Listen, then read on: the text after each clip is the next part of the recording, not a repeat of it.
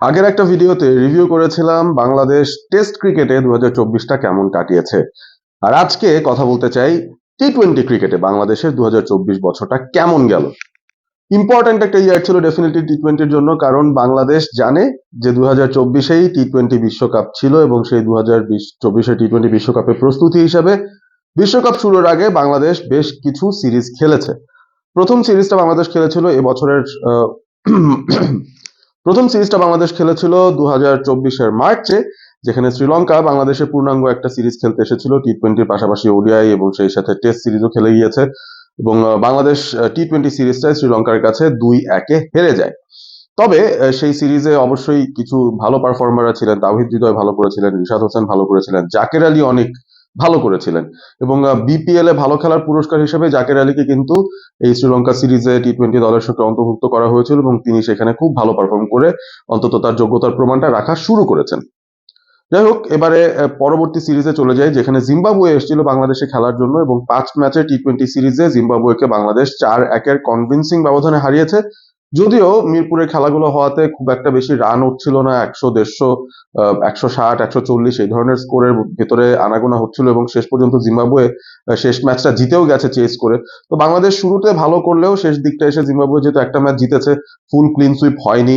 অপেক্ষাকৃত দুর্বল জিম্বাবুয়ের সঙ্গে বাংলাদেশ আসলে একটা ম্যাচ হারবে সেটাও হয়তো সেভাবে চিন্তা করা যায়নি। তবে অবভিয়াসলি বাংলাদেশ দলটার ভেতরেও একটা পজিটিভ সাইড এটাই ছিল যে রিশাদ হোসেনদের মতো ক্রিকেটাররা বেশ ভালো খেলা শুরু করেছিলেন। জাকের আলী অনেক আবারও পারফর্ম করে গেছেন। তাওহিদ হৃদয় তিনি রানের মধ্যেই ছিলেন। নাজমুল শান্ত কিছু রান পেয়েছেন।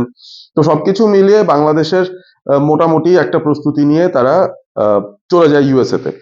কারণ 2024 টি-টোয়েন্টি বিশ্বকাপটা ইউএসএ তে অনুষ্ঠিত হয়েছে, ইউএসএ এবং ওয়েস্ট ইন্ডিজ মিলিয়ে। এবং বাংলাদেশের প্রাথমিক ধাপ বা গ্রুপ ফেজটা ইউএসএ তেই খেলতে হয়েছিল। এবং সেই গ্রুপ ফেজটা খেলার আগে বাংলাদেশ ভেবে নিয়েছে যে ইউএসএ এর সঙ্গে যদি 3 ম্যাচের একটা সিরিজ খেলা যায় প্রস্তুতিমূলক ভাবে, সেটা মন্দ কি হয়। ভালোই বাংলাদেশ গেল সেখানে এবং প্রেরি ভিউ স্টেডিয়ামে ইউএসএ এর সঙ্গে 3 ম্যাচের একটা সিরিজ বাংলাদেশ খেলেছে।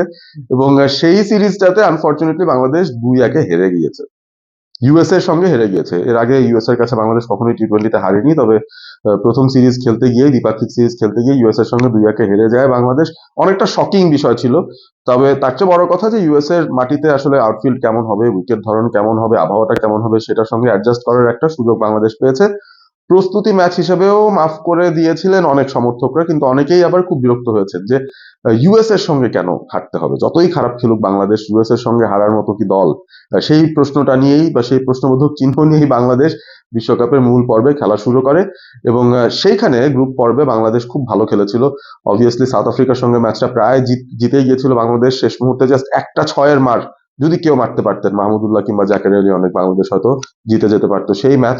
এবং অবশ্যই সেটা একটা দারুণ সাফল্য হতো বাংলাদেশের জন্য। তবে শ্রীলঙ্কাকে বাংলাদেশ হারিয়েছে, গ্রুপ পর্বে নেদারল্যান্ডসকেও হারিয়েছে এবং নেপালকেও হারিয়েছে। বাংলাদেশ সুপার 8-এ গিয়েছে টি-টোয়েন্টি বিশ্বকাপে প্রথমবারের মতো তাদের ইতিহাসে। সুতরাং সুপার 8-এ যাওয়ার সাথে সাথে বাংলাদেশ তাদের টি-টোয়েন্টির বিশ্বকাপ ইতিহাসের সেরা সাফল্য ইতিমধ্যেই পেয়ে গিয়েছে। সুপার 8 পর্বে বাংলাদেশ অস্ট্রেলিয়ার সঙ্গে হেরে যায়, ইন্ডিয়ার সঙ্গে হেরে যায় বেশ কনভিন্সিংলি, এবং শেষ ম্যাচটা আফগানিস্তানের সঙ্গে হয়। বিষয়টা এমন ইকুয়েশনে গিয়ে দাঁড়িয়েছিল, খুব ইন্টারেস্টিং, যে বাংলাদেশ যদি আফগানিস্তানকে হারাতে পারে কোনো একটা সমীকরণ মিলিয়ে, তাহলে বাংলাদেশ সেমিফাইনালে চলে যেতে পারে। তো সেরকম একটা ক্ষীণ আশা নিয়ে বাংলাদেশ আফগানিস্তানের ম্যাচটা অনুষ্ঠিত হয়েছিল এবং সেখানে আফগানিস্তানকে খুব কম রানেই বাংলাদেশ আটকে দেয়।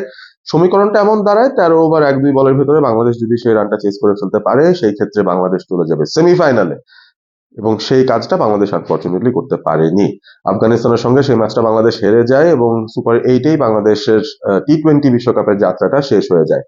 সেটার পর আবারও টেস্ট ক্রিকেট, ওডিআই ক্রিকেটে বাংলাদেশ ফিরে। তবে পরবর্তী যে অ্যাসাইনমেন্ট ছিল সেটা ছিল ইন্ডিয়ার সঙ্গে।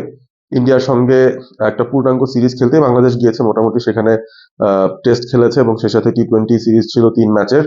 সেই 3 ম্যাচে টি-টোয়েন্টি সিরিজে বাংলাদেশ ভালো করতে পারেনি, 3টা ম্যাচে শোচনীয় ভাবে হেরে যায়। তবে সেই সিরিজের একটা হাইলাইট যেটা ছিল সেটা হচ্ছে বাংলাদেশের ইম্পর্টেন্ট একজন ক্রিকেটার মাহমুদুল্লাহ রিয়াদ, যিনি এত বছর ধরে বাংলাদেশ ক্রিকেটকে সার্ভিস দিয়েছেন, তিনি টি-টোয়েন্টি আন্তর্জাতিক ক্রিকেট থেকে নিজের রিটায়ারমেন্টের ঘোষণা করেছেন। এবং তারও আগের কথা যদি বলি, বিশ্বকাপ যখন শেষ হয়েছে, টি-টোয়েন্টি ওয়ার্ল্ড কাপ, তখন বাংলাদেশের সবচেয়ে সফল অলরাউন্ডার এবং ক্রিকেট ইতিহাসে one of the best all-rounders যদি বলি, সেই তালিকায় ডেফিনেটলি স্ট্যাটিস্টিক্যালি তার নাম থাকবে। সাকিব আল হাসান, তিনি টি-20 বিশ্বকাপের পর রিটায়ার করেছেন টি-20 থেকে। তো দুইজন ইতিমধ্যে রিটায়ার করেছেন, এর আগে মুশফিকুর রহিম রিটায়ার করে ফেলেছিলেন, এবং মাশরাফি মুর্তজা তো আসবেন না। তামিম ইকবালেরও কোনো আসলে নিশ্চয়তা নেই তিনি আন্তর্জাতিক ক্রিকেটে যদি ফেরেন তাহলে কি টি-20 খেলবেন কি খেলবেন না। একটা ফুল সাইকেল অফ ট্রান্সফরমেশন বাংলাদেশের টি-20 দলটা দেখলে কিন্তু এখন বোঝা যায় যে মোটামুটি 10, 12, 13, 15 বছর ধরে যারা সার্ভিস দিয়েছিলেন, যেই 5জন ক্রিকেটারের নাম বারবার উঠে আসে, তারা কেউই কিন্তু এখন আর বাংলাদেশের টি-20 সেটআপের সঙ্গে যুক্ত নেই। যাই হোক, ইন্ডিয়ার সঙ্গে সিরিজটা বাংলাদেশ 3-0 হারলো। তারপর বছরের শেষ যে সিরিজটা বাংলাদেশের খেলতে হতো টি-20 সিরিজ, সেটা হচ্ছে ওয়েস্ট ইন্ডিজের সঙ্গে। ওয়েস্ট ইন্ডিজ সফরে বাংলাদেশ গিয়েছিল ফুল একটা সিরিজ খেলতে, যেখানে 2টা টেস্ট, 3টা ওডিআই, এবং তারপর শেষে ডিসেম্বর মাসে 3টা টি-20 ম্যাচ ছিল। সেই 3 টি-20 সিরিজে বাংলাদেশ 3টাতেই ওয়েস্ট ইন্ডিজকে হারিয়ে হোয়াইট ওয়াশ করেছে।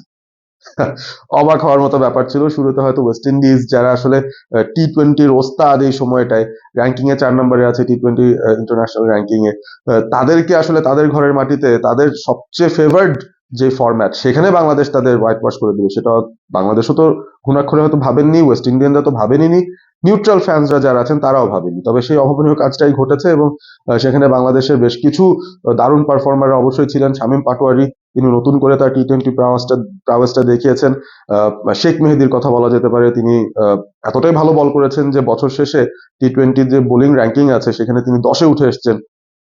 তার ক্যারিয়ারের সেরা সাফল্য এটা বলা যেতে পারে, যে 10 নম্বরে উঠে আসা ওয়ার্ল্ড ক্রিকেটারদের ভিতরে টপ 10 বোলারদের মধ্যে তিনি এখন।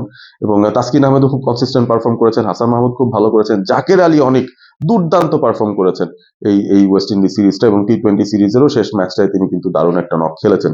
টি-20-র কথা যদি বলি, বাংলাদেশ 2024-এ খেলেছে 24টা ম্যাচ, যার মধ্যে 12টা জিতেছে এবং 12টা হেরেছে।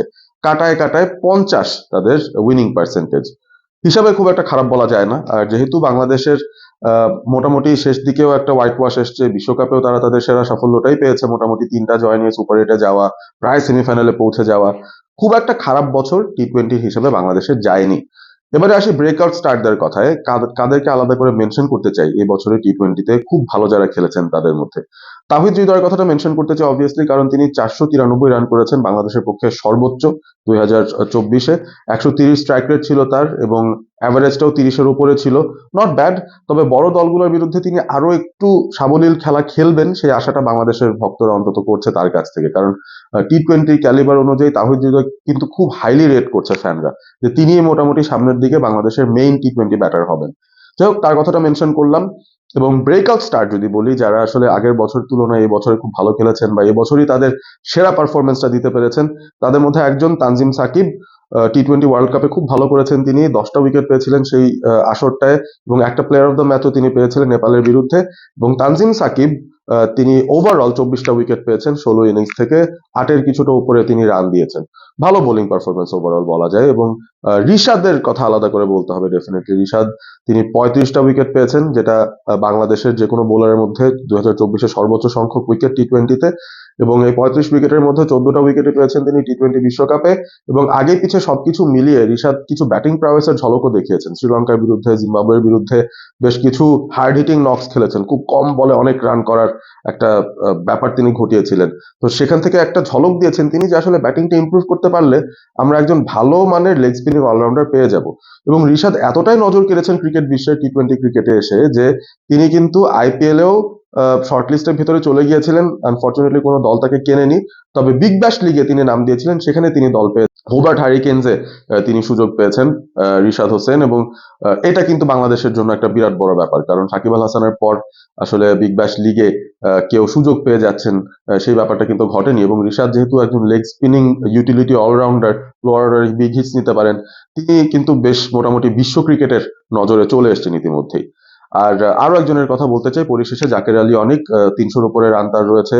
এবং সেখানে তিনি খুব ভালো একটা পারফরমেন্স দিয়েছেন একটা পার্টিকুলার সিরিজে ওয়েস্ট ইন্ডিজের বিরুদ্ধে। সেখানে 3 ইনিংস মিলিয়ে 120টা রান তার, খুব ভালো স্ট্রাইক রেট। এবং জাকের আলী অনেক আসলে আমার মনে হয় যে বাংলাদেশের তরুণ উদীয়মান যারা স্টার্স রয়েছেন বা আসছেন 2024-এ ওভারঅল প্রত্যেক ফরম্যাটেই মনে হয় তার নাম ঘুরে ফিরে আসতে পারে।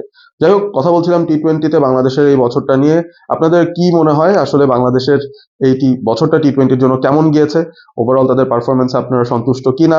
ব্রেকআউট স্টার যাদের কথা বলছিলাম, তানজিম সাকিব, রিশাদ হোসেন, তাদেরকে ছাড়াও আর কেউ তা আপনাদের নজরে এসছে কিনা সেটাও জানাতে পারেন। আর থাকতে পারেন অক্সফোর্ড এবিপির সঙ্গে। বছরটা শেষ হয়ে এলো, তবে খেলা কিন্তু শেষ হচ্ছে না। খেলা চলতেই থাকবে, আর আমিও আসতে থাকবো একটার পর একটা ভিডিও নিয়ে। সঙ্গে থাকবেন অক্সফোর্ড এবিপির। স্টে অসম, স্টে all sport with Oxford ABP.